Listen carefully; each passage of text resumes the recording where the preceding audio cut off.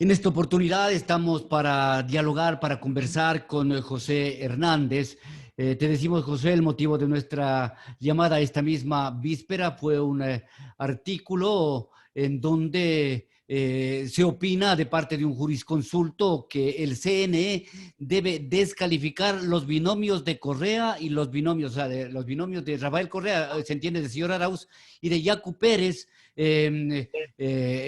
José.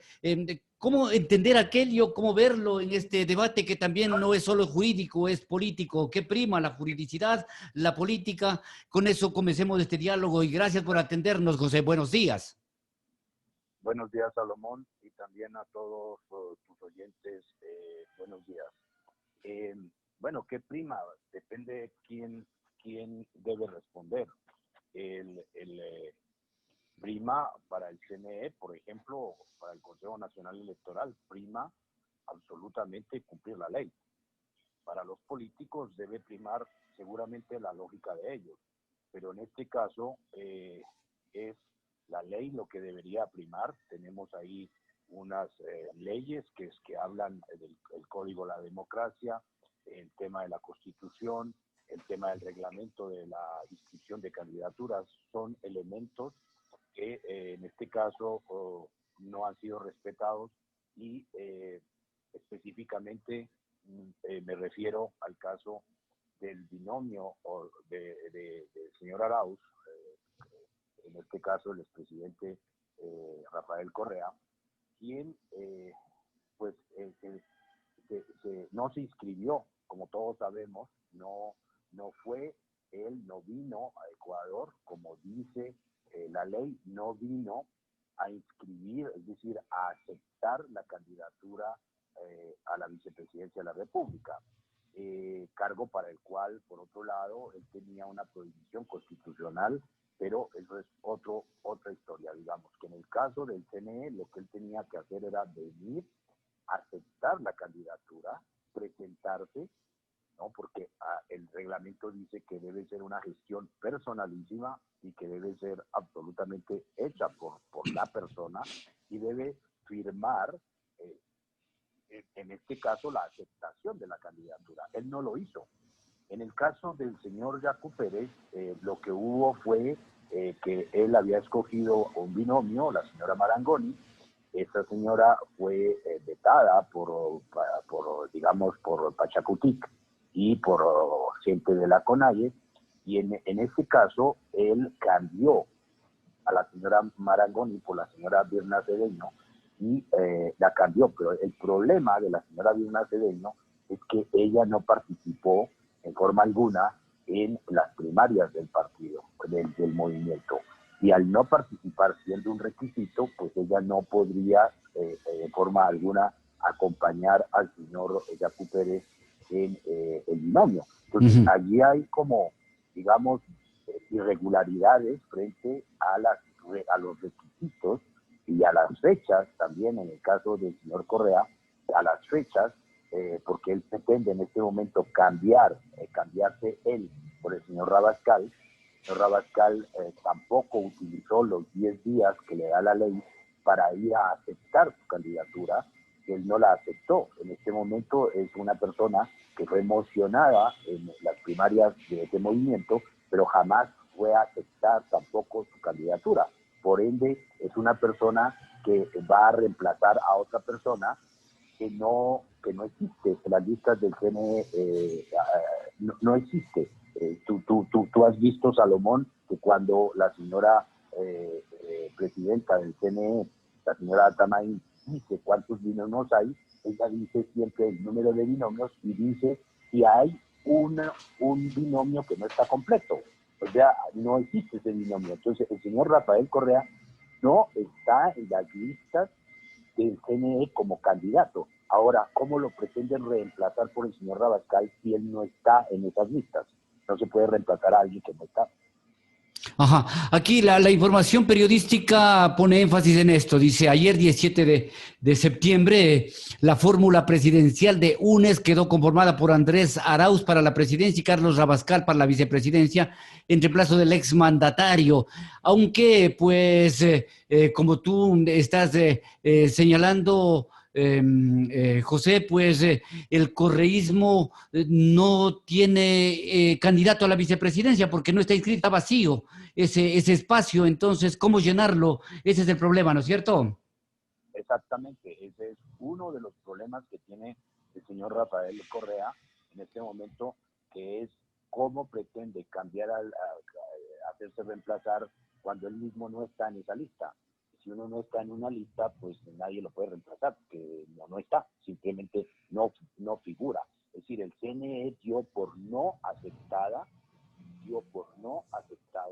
la candidatura del señor Rafael Correa a la vicepresidencia de la República en el momento en el cual, al inscribirse el señor Arauz y el haber ido luego con el señor expresidente en un iPad, en un instrumento electrónico, es decir, estaba allí supuestamente en directo desde Bélgica, pero él no estaba presente y el reglamento dice que él tiene que estar presente. Dice, además es un reglamento hecho durante el correísmo, que data del 2012. Recordemos que entonces eso lo habían creado justamente para evitar que el expresidente Bucaram, quien no estaba en el país, pudiera inscribirse en una lista. Ajá. Entonces ellos crearon ese reglamento diciendo que tenía que venir personalmente. Y ahora resulta que el que no vino fue el que creó el reglamento. O sea, él no vino y ahora pretende que ese reglamento no le pongan cuidado. Pues sí, lo hizo él mismo. Entonces, es un poco complicado el problema del expresidente cuando él no figura en la lista, pretender que ahora lo va a reemplazar el señor Rabascal, que tampoco puede reemplazarlo, no solo porque él no aceptó la candidatura, sino porque él no puede reemplazar a alguien que es inexistente. Ajá. Así es, José, compartimos este diálogo con el periodista Salvador Usca. Adelante, Salvador. Licenciado José Hernández, buenos días. Bueno, el correísmo, de seguro deben estar ellos al tanto de lo que les puede acontecer con el binomio que tienen al momento, pero parece que ellos hacen caso omiso incluso de los reglamentos, de las leyes que existen, especialmente en esto de las elecciones. Ellos seguramente seguirán avanzando con todos los trámites, según ellos cumpliendo todo lo que está dispuesto, pero a su manera. ¿Será esto también un motivo para que ellos se logren o consigan victimizarse, decir que se les está afectando con sus derechos políticos y avanzar en una próxima contienda electoral? Sí, yo creo que esa hipótesis es absolutamente cierta. Eh, es absolutamente cierta. Yo creo que el expresidente Correa y el correísmo hicieron sistemáticamente todas las movidas necesarias para que el CNE los invalide, los descalifique, les impida participar. No porque el CNE les impide, sino porque ellos, al no cumplir los reglamentos, al no cumplir con las leyes, en efecto, se ponen por fuera de las leyes hechas por ellos mismos y que en este caso dicen que al no cumplir ellos los reglamentos ni las leyes, pues el CNE no tendrá otra razón y otra salida que ponerlos fuera del proceso electoral. Eso les va a permitir, en efecto, como usted dice, victimizarse. Eso les va a permitir decir al presidente Correa que ahí tiene a tomar el mundo por testigo de que primero lo sentenciaron, después prohibieron su partido, en últimas le prohíben participar con otro partido, y eso le permite a él meter todo, hacer una suma de eventos para tratar de mostrarse como en efecto una víctima. Y por otro lado, me parece que lo han hecho así porque yo creo que ellos también tienen la percepción de que ellos, el mito que han creado, de que ellos al participar en una elección arrollarían, ganarían, arrasarían. Estos son los verbos que ellos han usado. Arrasarían.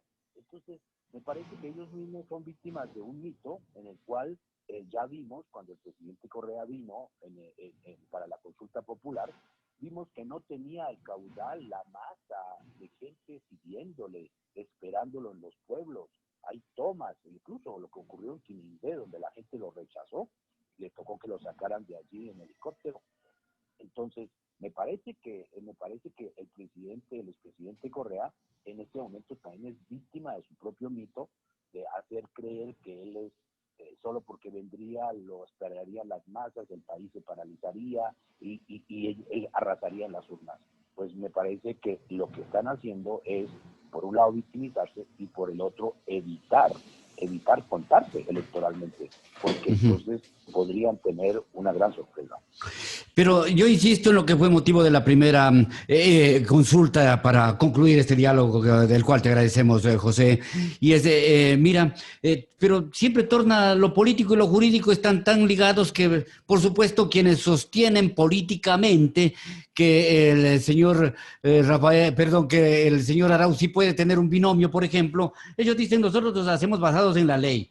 Y todo, también el otro basado en la ley. Es decir, la política por sobre la ley, eso aunque nosotros no lo querramos que así sea, también sí se manifiesta y en este caso igualmente, José, puede producirse esto, que la política esté por sobre la ley y habida cuenta también de cómo está alineado el Consejo Nacional Electoral. Por favor, finalmente, José.